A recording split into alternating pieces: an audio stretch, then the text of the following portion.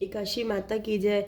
विजया एकादशी। युधिष्ठिर ने पूछा, हे वसुदेव, फागुन के कृष्ण पक्ष में किस नाम की एकादशी होती है और उसका व्रत करने की विधि क्या है? कृपा करके बताइए। भगवान श्री कृष्ण बोले, युधिष्ठिर, एक बार नारद जी ने ब्रह्मा जी से फागुन के कृष्ण पक्ष की विजया एकादशी के व्रत के से होने वाले पुण्य के बारे में पूछा था। तब ब्रह्मा जी ने इस व्रत के बारे में उन्हें कहा, जो कथा और विधि बताई थी उसे सुनो।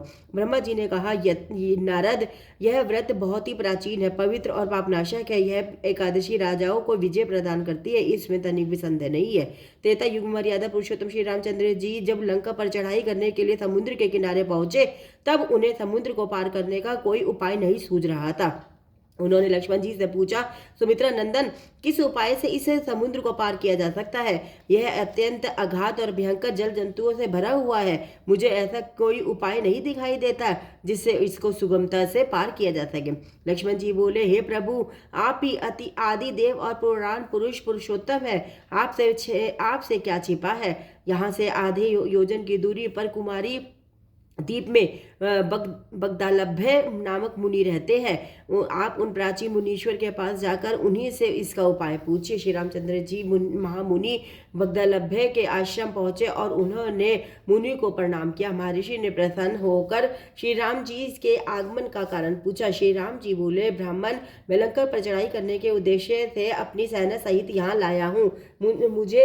मुने अब जिस प्रकार समुद्र पार किया जा सके, कृपा करके वह उपाय बताइए। वग्धलभ्य मुनि ने कहा, हे श्री राम जी, फागुन के कृष्ण पक्ष में जो विजय नाम की एकादशी होती है, उसका व्रत करने से आपकी विजय होगी। निश्चय ही आप अपनी वानर सेना के साथ समुद्र को पार कर लेंगे। राजन, अब इस व्रत की फलदायक विधि सुनिए।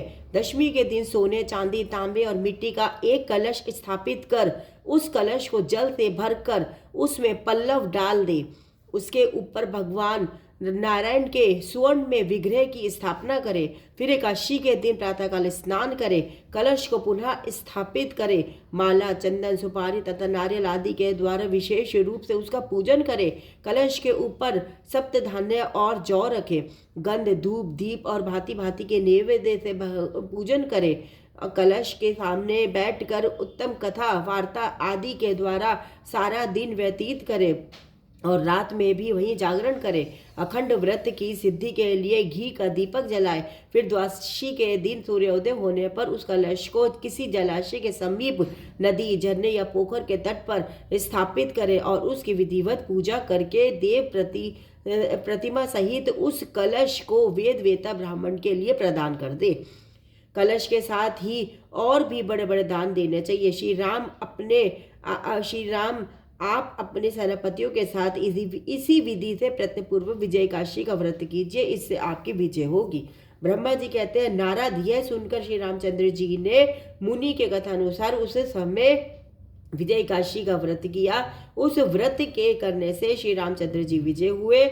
उन्होंने संग्राम में रावण को मारा, लंका पर विजय पाई, सीता को प्राप्त किया। बेटा, जो मनुष्य इस विधि से व्रत करते हैं उन्हें इस लोक में विजय प्राप्त होती है और उनका परलोक भी अक्षय बना रहता है। भगवान श्री कृष्ण जी कहते हैं, युधिष्ठिर, इस कारण विजय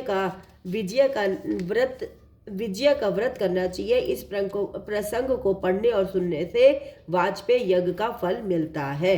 हरे कृष्ण कृष्ण कृष्ण हरे हरे, हरे राम राम राम हरे हरे, लक्ष्मी नारायण नारायण नारायण, गोविंद नारायण नारायण नारायण, बद्री नारायण नारायण नारायण, सीता नारायण नारायण नारायण। ओमकारेश्वर ज्योतिर्लिंग महादेव की जय। ओमकारेश्वर ज्योतिर्लिंग महादेव की जय। ओमकारेश्वर ज्योतिर्लिंग महादेव की जय। हर हर महादेव, हर हर महादेव, हर हर महादेव। राधे राधे। श्याम श्याम श्याम।